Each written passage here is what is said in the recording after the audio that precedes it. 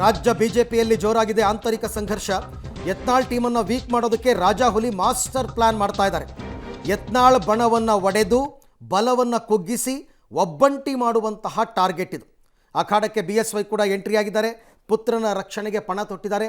ಹಾಗಾದರೆ ಇವರ ಪ್ಲ್ಯಾನ್ ಏನು ಪ್ಲ್ಯಾನ್ ಅಂತಕ್ಕಂಥದ್ರ ಬಗ್ಗೆ ಕೂಡ ಮಾಹಿತಿಯನ್ನು ಕೊಡ್ತಾ ಹೋಗ್ತೀವಿ. ಯತ್ನಾಳ್ ಟೀಮ್ ವೀಕ್ ಮಾಡೋದಕ್ಕೆ ರಾಜಾಹುಲಿ ಅಂದರೆ ಯಡಿಯೂರಪ್ಪನವ್ರದ್ದು ಒಂದು ಮಾಸ್ಟರ್ ಪ್ಲ್ಯಾನ್ ಅಂತೆ. ಈಗೇನು ಯತ್ನಾಳ್ ತಂಡದಲ್ಲಿ ಗುರುತಿಸ್ಕೊಂಡಿದ್ದಾರೆ ಆ ಇಡೀ ಒಗ್ಗಟ್ಟನ್ನು ಬ್ರೇಕ್ ಮಾಡಬೇಕು, ಒಡಿಬೇಕು. ಮಾಜಿ ಆಪ್ತರನ್ನು ವಿಶ್ವಾಸಕ್ಕೆ ಪಡೆಯೋದಕ್ಕೆ ಪ್ಲ್ಯಾನ್. ಬೇರೆ ಬೇರೆ ಕಾರಣಗಳಿಂದಾಗಿ ಅವ್ರು ಹೋಗಿ ಯತ್ನಾಳ್ ಟೀಮಲ್ಲಿ ಸೇರ್ಕೊಂಡಿರ್ಬೋದು. ಅವ್ರನ್ನ ವಾಪಸ್ ಕರ್ಕೊಂಬರುವಂಥದ್ದು.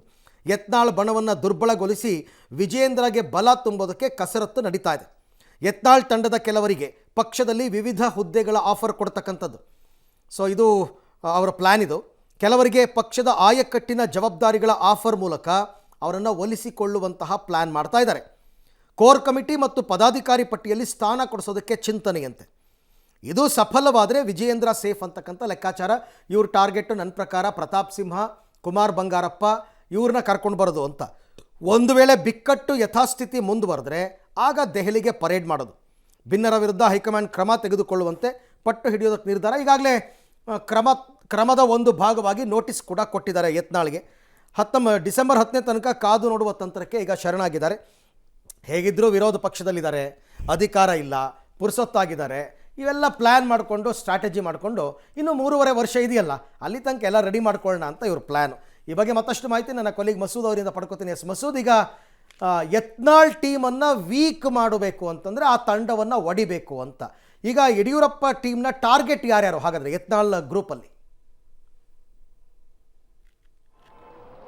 ಅರವಿಂದ್, ಯಡಿಯೂರಪ್ಪನವರು ಈ ಮುಂಚಿನ ಒಂದು ಹೇಳಿಕೆ ಕೊಟ್ಟಿದ್ರು. ಒಂದು ರೀತಿಯಲ್ಲಿ ಮನವಿ ಪೂರ್ವಕ ಮನವಿಯನ್ನು ಇಟ್ಟಿದ್ರು. ಯಾವ ರೀತಿ ಅಂತಂದರೆ ಯತ್ನಾಳ್ ಅವರು ಈಗಲಾದರೂ ನಮ್ಮ ಜೊತೆ ಕೈ ಜೋಡಿಸಬೇಕು ಅಂತ.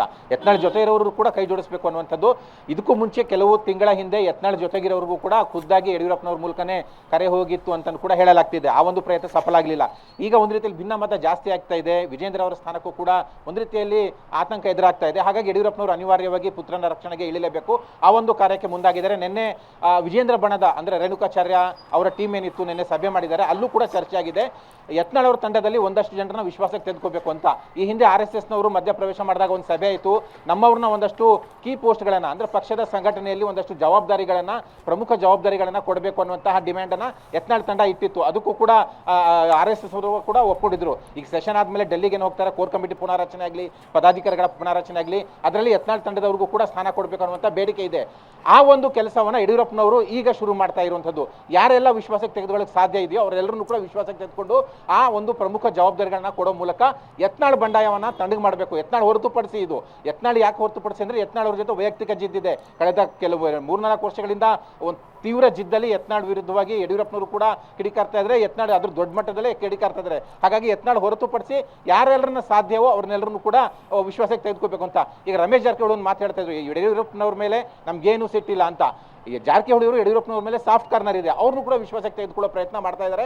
ಒಟ್ಟಾರೆಯಾಗಿ ಈ ಒಂದು ಪ್ರಯತ್ನ ಸಫಲ ಆದರೆ ಯತ್ನಾಳ್ ತಂಡ ವೀಕ್ ಆಗುತ್ತೆ. ಆ ಒಂದು ಸಂದರ್ಭ ಅಂದರೆ ವಿಜಯೇಂದ್ರ ಅವರು ಸೇಫ್ ಆಗ್ತಾರೆ. ಮತ್ತೆ 3 ವರ್ಷ ಅವರೇ ಇರಬಹುದು, ಜೊತೆಗೆ ಪಕ್ಷ ಸಂಘಟನೆ ಮಾಡ್ಕೋಬಹುದು, ಮುಂದಿನ ಚುನಾವಣೆಗೆ ತಯಾರಿ ಮಾಡ್ಕೋಬಹುದು ಅನ್ನುವಂಥ ಲೆಕ್ಕಾಚಾರ. ಸಕ್ಸಸ್ ಆಗುತ್ತೆ ಇಲ್ವಂತ ಕೂಡ ಕಾದು ನೋಡಬೇಕಾಗುತ್ತೆ. ರೈಟ್ ಮಸೂದ್, ಹಾಗೆ ಸಂಪರ್ಕದಲ್ಲಿರಿ. ನಿಮ್ಮ ಜೊತೆ ನಾನು ಮತ್ತೆ ಮಾತನಾಡ್ತಾ ಹೋಗ್ತೀನಿ. ಒಟ್ಟಾರೆ BJPನಲ್ಲಿ ಇಷ್ಟೆಲ್ಲ ಬೆಳವಣಿಗೆಗಳಾಗ್ತಾ ಇದೆ. ಇನ್ನೊಂದು ವಾರದಲ್ಲಿ ಏನಾದರೂ ಒಂದು ತಾರ್ಕಿಕ ಅಂತ್ಯಕ್ಕೆ ಬರ್ಬೋದು ಆ ಬಣ ಬಡಿದಾಟ ಅಂತಕ್ಕಂಥದ್ದನ್ನು ಕಾದು ನೋಡೋಣ.